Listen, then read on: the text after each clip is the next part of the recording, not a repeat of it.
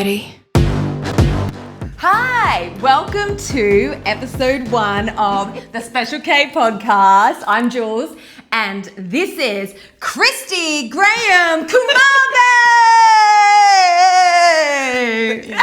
You can tell I watched the Mike Tyson fight and Jake Paul. I'm in that zone. Welcome. We're finally here. Yeah. You excited? Yep. Nervous. I'm also a little bit nervous. I haven't been broadcasting for almost a year now, so this is something like a bit nerve-wracking for me. But she's dragged me. She's dragged me out of my. I was in my little comfort zone of doing nothing. So Retired. Yeah, retired on the dole. Now we're set up and we're doing a podcast called Special K, and is going to be based about your life and where you're at now. This whole podcast is going to be about your journey thus far. But the reason we actually decided to create this is because what's happening next year? Well, hopefully. Yeah, girl. No, we are. We are. We will go to Olympia. Yes, we are, and you're gonna hear this journey along the way. Now, a couple of months ago, you just got your IFBB Pro card. Yeah. So I went to London and competed in the amateur show, won that, so that gives me the IFBB Pro card, and then jumped in straight into the Pro show, which is pretty unusual to jump straight into a Pro show and place in the top 4. Yeah. So against Olympians. Amazing work, seriously. I don't think people really underestimate just how much of a feat that is, like to get 100%. Yeah, it's huge. Yeah. That's how many podcasts would that take? Yeah. Just a little bit more we've talked about. Yeah.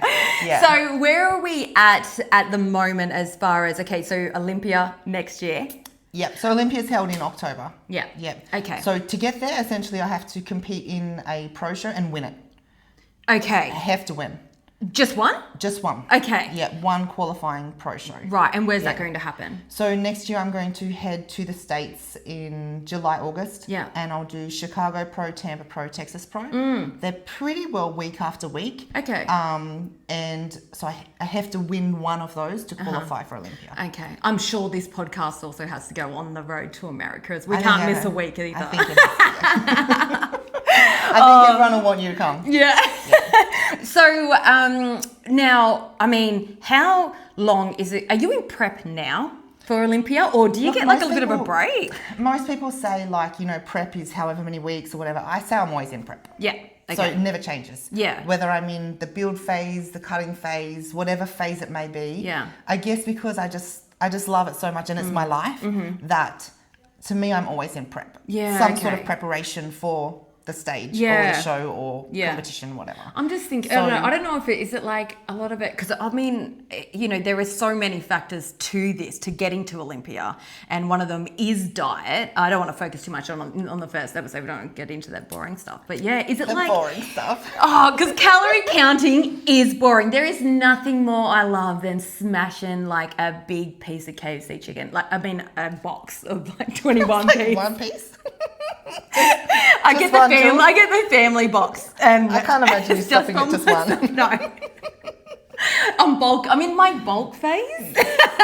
I've always been in my bulk phase. So training like leading up to that as well too, like does it?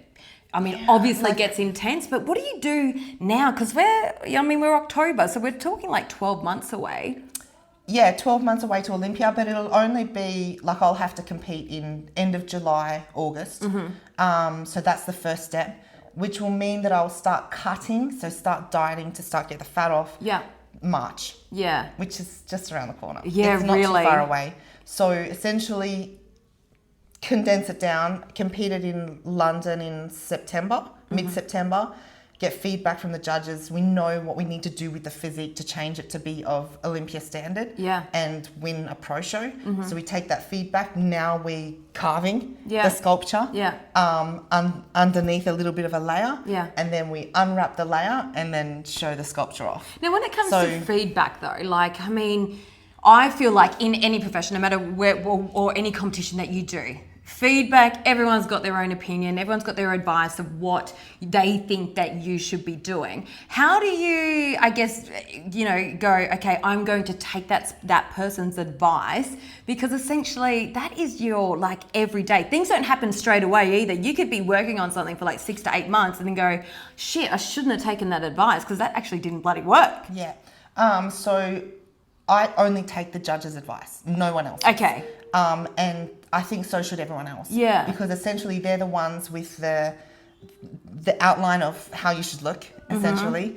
And they're going to there's a point system on their scorecards, so they know like where you're lagging, where you're lacking, and they're saying, okay, so you need to bring up this area, and this area.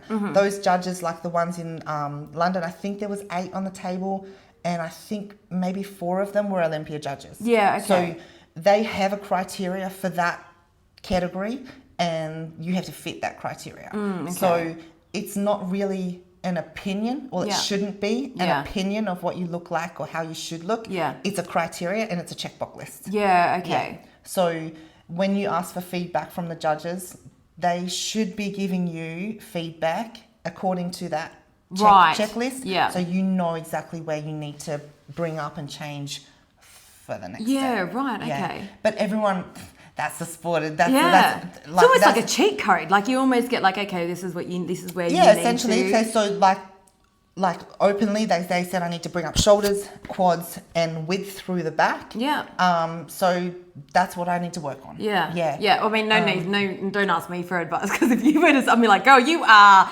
everything. You win straight away. But yeah, obviously they're looking at so many different things. And we're going to the top of the top. So everyone looks incredible. Yeah. Like they're the top of the world. Yeah. So it comes down to fine lines. Olympia happens yearly as well too. So you hold the title for a year.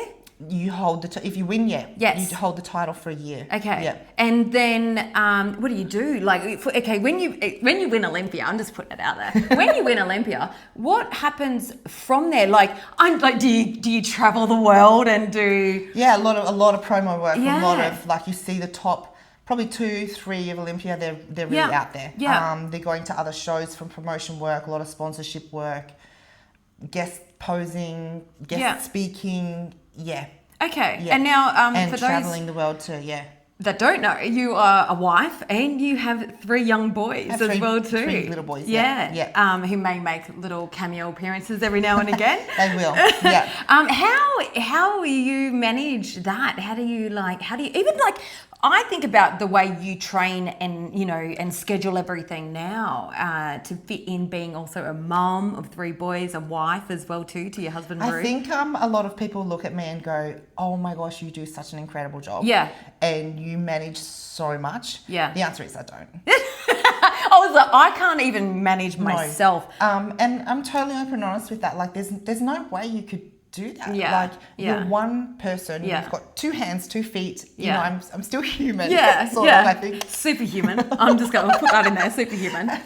But you have to have that support system in place. Yeah. Like, so even my husband and my kids, they all support what I do. Yeah. Yeah. And there's no way I could do it without without them. Which is incredible, because No you way. need that, right? Yeah. Like in prep, there's sometimes that I'm in the gym till after midnight, Oh, and then especially on that calorie deficit when you got that hanger going on. You're zombied out, you're tired, you're exhausted, you're sore, and you don't have that extra energy to give to your husband or your kids. Yeah. So if you don't have that full support and encouragement to push that hard, breakdown. 100% breakdown. Yeah, you just couldn't do it. Yeah, of course. Yeah. Now, just going back to that you've got 3 boys, and when was like that moment that you were like, I'm going to get into bodybuilding? Like, this is because you haven't done this all your life. Oh, in the scheme of things, I haven't done it for very long at all. Yeah. Compared to maybe a lot of people who are an IFBB pro. Yeah. They've been training since birth.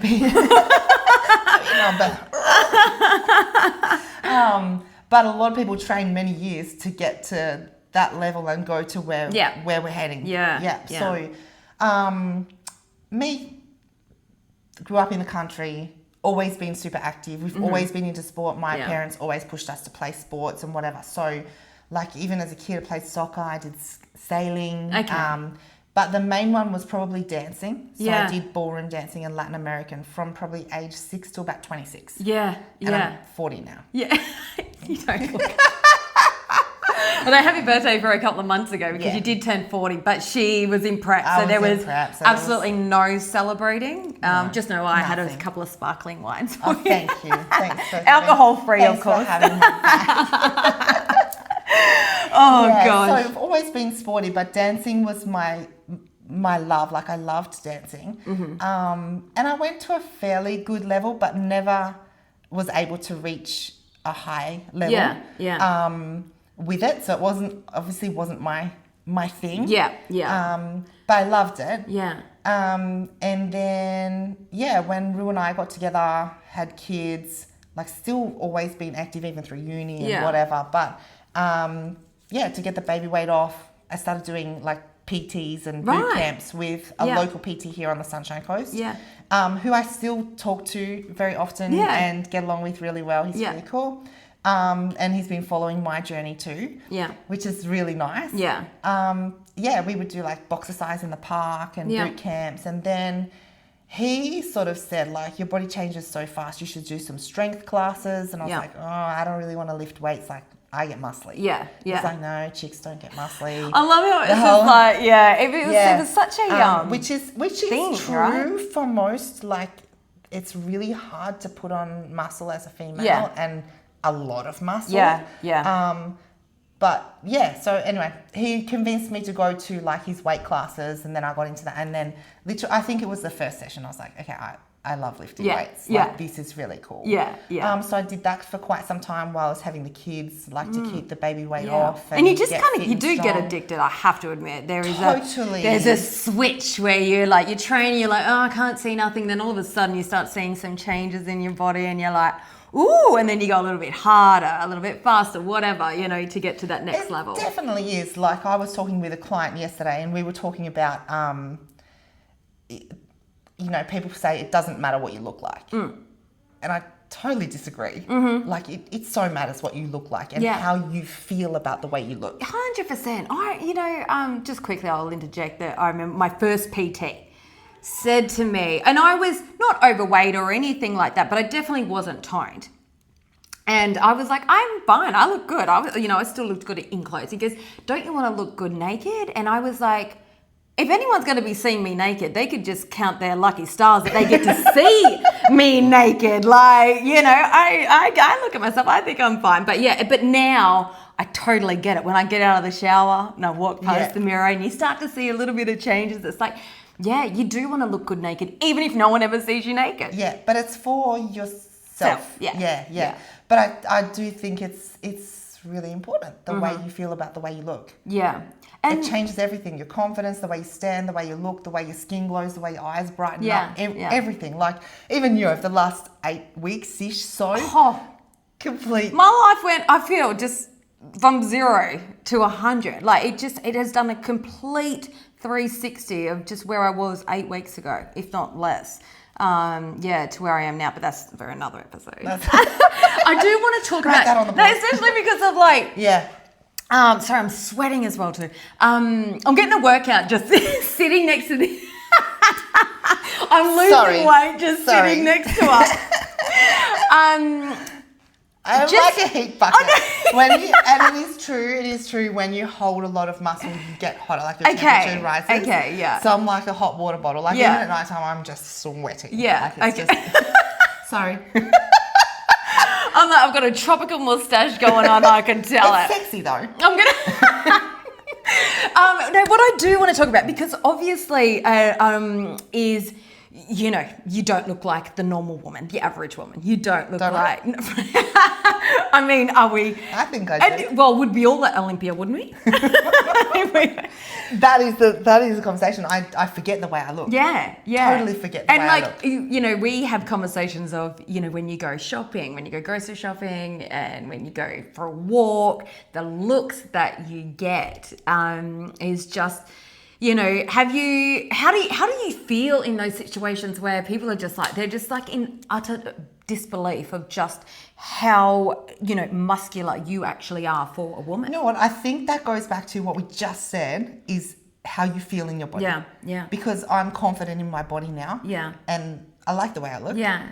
And I worked hard to look like this, like it was on purpose. Yeah. So I'm proud of and I worked freaking hard. Oh my God, nothing tells me that this was an accident. That you just woke up one morning and was like, oh, I just had a dream, and all of a sudden, like, bam. I don't think that happened 100%. So when I first started, my body first started changing, you do get looks. Yeah. And it bothered me. Yeah. I was like, why are you looking at me like that? Yeah. Like, I'm just a mom. Yeah. You know, because that's where I started. When I first walked into the gym, with the intention of, can I bodybuild? Like, is this something that I could possibly do? Yeah. I looked like a mum. Yeah. And we need to share what I looked like to start off with, right? Yeah. I just looked like a mum. Yeah. Like, I'm fit, healthy, you know, I wasn't overweight or anything like that, because I was always like active. Looking after myself and active, but I didn't look like this, you know, but the intention was to. So as the body started changing, whatever, and I did get looks like, oh wow, it might have been like she's fit or she's muscly or whatever they may be thinking. Yeah. But it did sort of bother me. I think because maybe I wasn't happy yet with where I was at, or wasn't comfortable in my body. Yeah. Now I don't even see it. Yeah. Like it just doesn't. Or if someone actually makes eye contact with me, I just give them the biggest smile. Oh, see. Girl, this is where you and I are so different, because my intrusive thoughts go, if I had your muscles, I'd point at them and be like,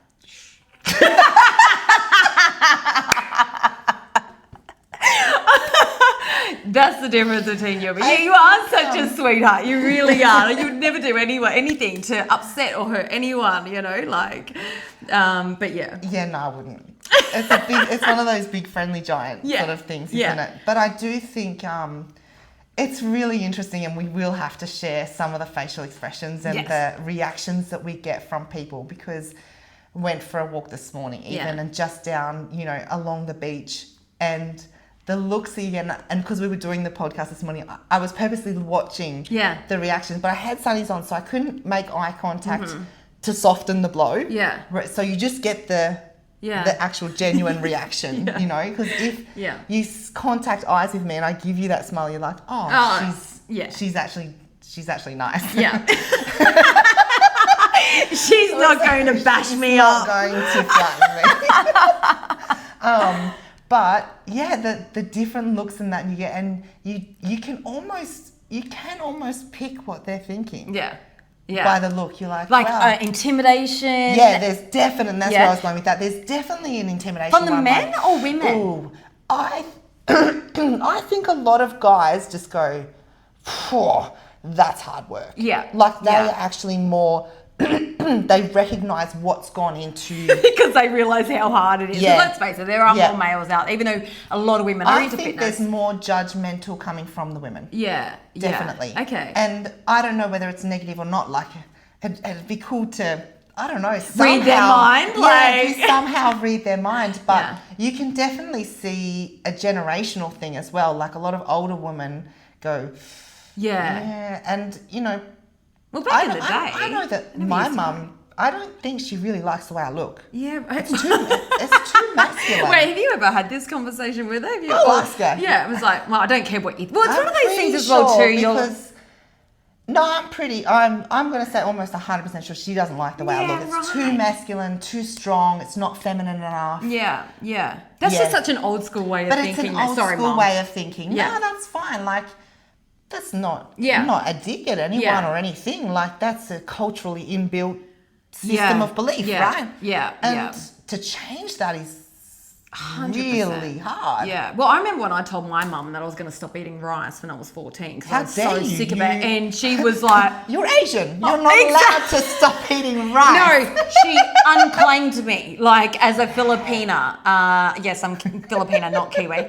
She unclaimed... She's like, you're not Filipina. Like that. And that's how my mum speaks too, by the way. There's nothing being racist. But, I was so sick of rice at the age of 14 that I was like, I'm done.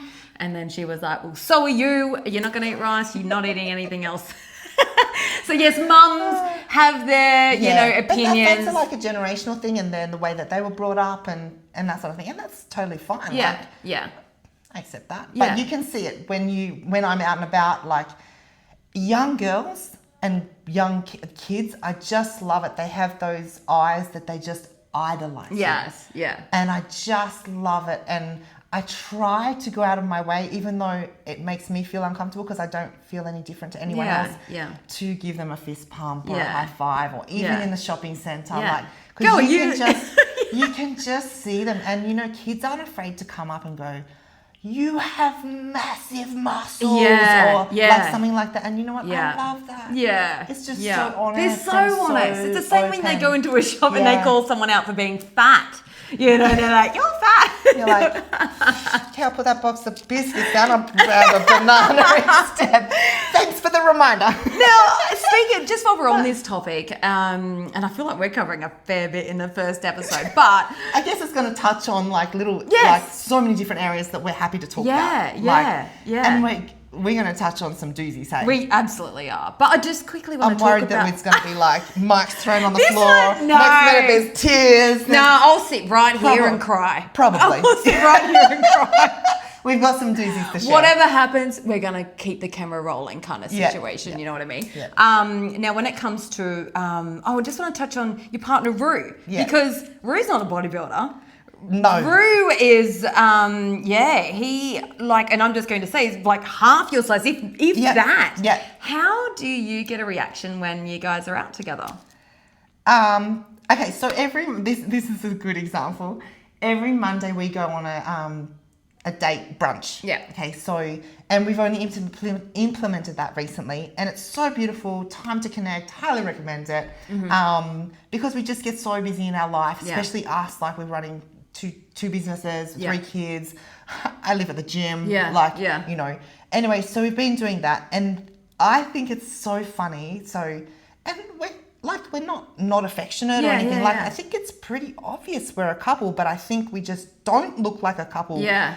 So much that every single time, and I think we're up to like date number 8 or something since coming back from London.